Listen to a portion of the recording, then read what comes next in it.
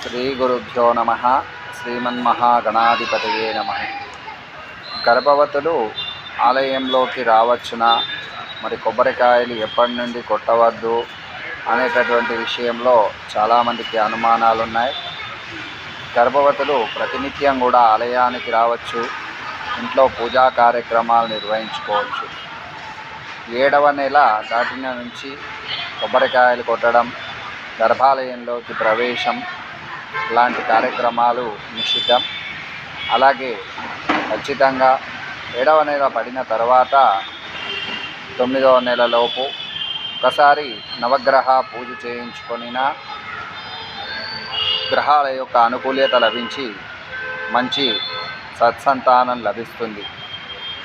అలాగే వారు ప్రదక్షిణలు కూడా చేసుకోవచ్చు, కాకపోతే చాలా జాగ్రత్తగా